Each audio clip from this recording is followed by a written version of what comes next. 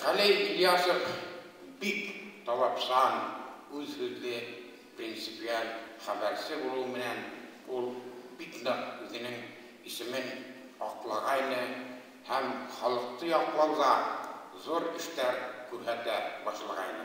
Ул заманда гәзит партия өлкә комитеты органы буларак без беренче секретарьлардан ишеген аяк менән тибеп басып йөри торган районнарда.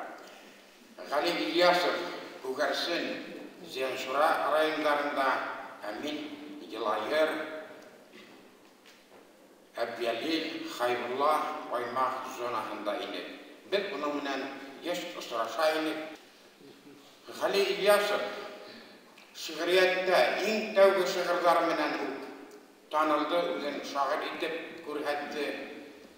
12 ноябрь көнне филология фәннәре доктор, профессор, Сулатуллаев премия лауреаты безнең каләмдәшебез, ул вакытта әдәбият сәнгать бүлегенең мөдире Совет башланган гәзитендә бик матур мәкалә язып чыкты һәм моны бик вакытында басып чыгардылар. Уны бында килгән кешеләр күргәндер һәм Мәләвездән Көнгәк гәзитендә уны бик оператив рәвештә басып чыгарган. Рәхмәт уларга, һәрвакыт шулай оператив эшләргә кирәк. Кем бұл мәкаләне укыган, Ғали Ильясовтың иҗаты хакында һорау калмагандыр дип уйлыйм. Ғали Ильясов шигърияты һәр вакыт безнең менән, уның һыны һәр вакыт безнең менән, без хәбәрче булырга тиеш булган Ғали Ильясов вакыт эшләргә, яшәргә тиеш дип әйтсәк тә һич тә яңгышмаслык. Ул ничек яшәне, шулай язды, ничек язды, шулай яшәне. Ул алдаша, яллагайына килгән кеше түгелне.